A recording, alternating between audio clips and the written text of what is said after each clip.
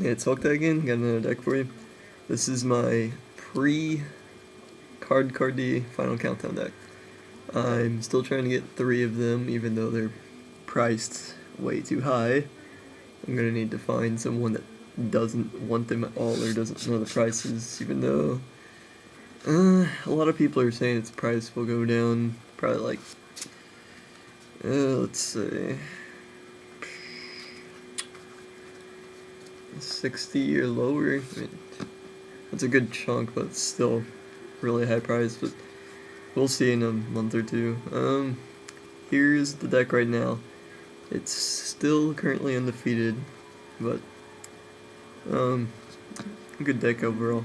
It'll just be better with card D. I'll show you what I'm replacing for it too. Okay. 3-0 Gardenas. Gotta play this card. Tribute it at any time, pretty much during any phase.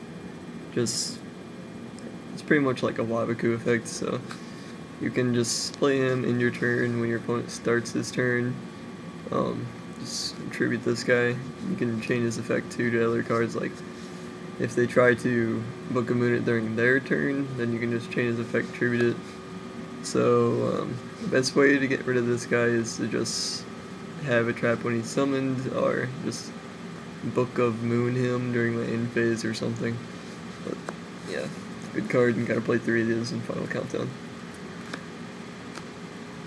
For Battle Fader, obvious Final Countdown card, just saves you for a turn, and it's pretty much all you do in this deck.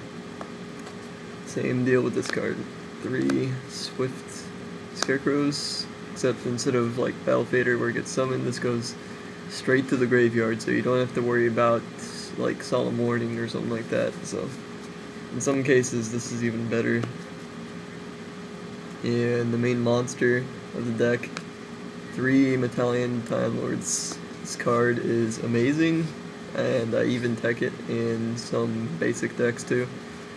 If you don't know what it does, it just can't die and doesn't take damage at all. Pretty much the only way to get rid of this guy is to use a counter trap to negate his summon, send him back to my hand with an effect, or remove him from play. So not too many options, but if you're playing like a chaos deck, that's a good way to get rid of it. Try and bring up Brionic or something. Use Compulse. That's a good card now with the priority ruling. But really, just play 3 of him in Final Countdown. 1 Sengen. Really good in this deck. Just, you can search for any other monster in the deck with this guy. I think the main play is, though, I just set him in my turn with a set Torrential or something. That's a common play, but you can go for the Time Lord if he can't get an attack through, but he still summons a lot of monsters. The next turn you'll have him. Or if your opponent still has game after he attacks this, you can search for a Battle Fader or Scarecrow and keep yourself safe. Okay, main card of the deck. 3 Final Countdown. You know what it does, it's the auto win card in 20 turns. 3 Dualities. Absolutely no reason not to play this card in this deck. Just get a free card. 3 Upstart Goblins, another card that you should play no matter what in this deck. It just gives you a card, and you're not worried about your opponent's life points at all. In fact, you actually do care a little bit if they do have more life points, because you're playing Frozen Soul.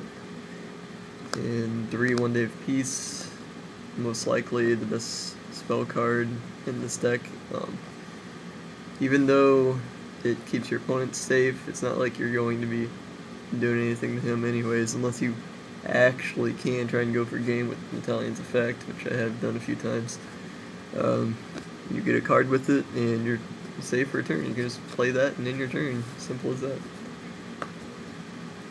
3 Wabakus.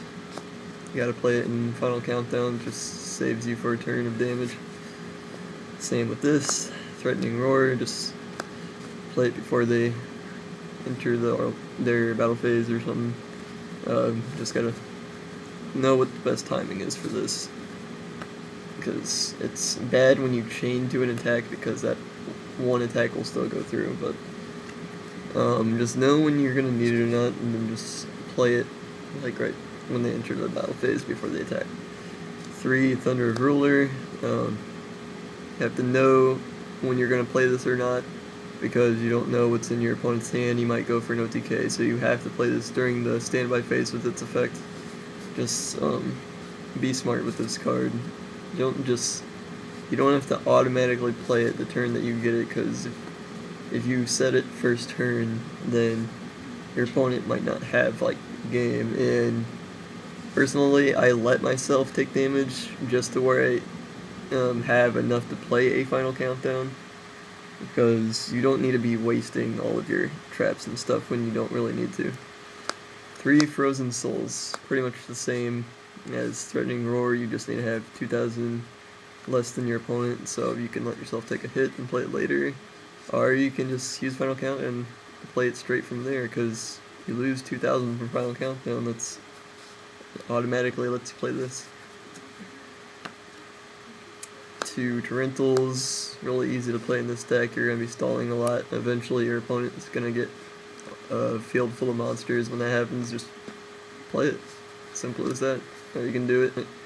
Keeps himself safe from Time Lord. You can play this anyways, and Time Lord will be safe. And the last is a Solemn Judgment, just in case happening thing.